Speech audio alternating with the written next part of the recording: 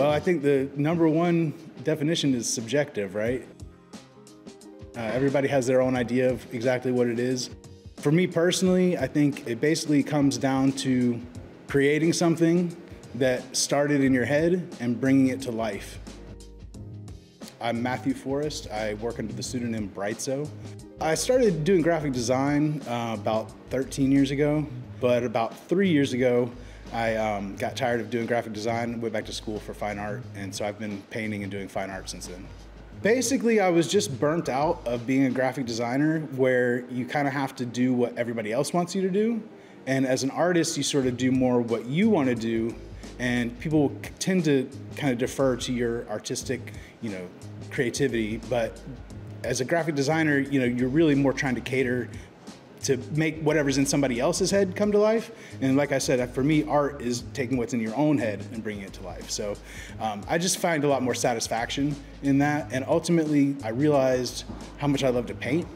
So being able to incorporate some of my graphic design skills and bring that into preparing for my paintings, it allows me to kind of use some of the skills that I had, but not be forced to be doing that exact job and using it towards my own ends.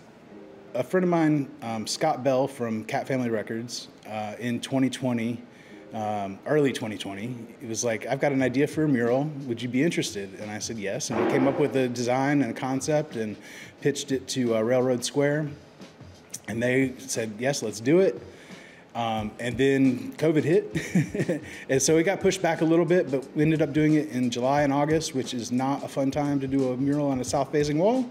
But despite all that, I had a blast doing it, and I was really excited with, the final result. It's really cool to make art that people are gonna see for sure. Anything else that you make, there's just, people will see it or they won't. But you can't miss murals. Everybody pretty much sees them, and so it's just a great medium for getting across your message and your ideas in your art. As far as murals, most of them are kind of centered around Railroad Square and the surrounding areas.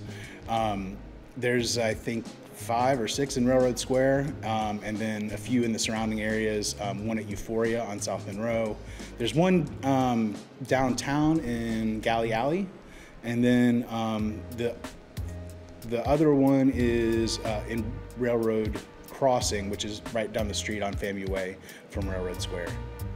So as far as process, materials and designs, I guess let me start with the designs. Almost all of my paintings or murals start with a digital mock-up, which I use to kind of work out all of the creative stuff. And that way, when I go to paint, it's actually very much just filling in the colors where they're supposed to go. So it allows the painting process to be almost like just complete meditation. And then the creative process, I don't have to worry about using a bunch of materials or painting over stuff or damaging anything. I can do it all digitally, and it's essentially free other than my time. So, but then as far as materials, mostly I use acrylic paints. For some walls I use spray paint and just regular house paint. For this particular mural, I'm using a new paint that I haven't used before, specifically designed for murals. But it's from the company that makes the paint that I usually use, Golden. So I've used their paint on pretty much everything, so it's gonna be fun to use this new paint and this new application. Make sure you have a side gig or some kind of backup funds because it's not a regular paycheck. And if you're not making lots of money right away, you're gonna need another way to pay your bills.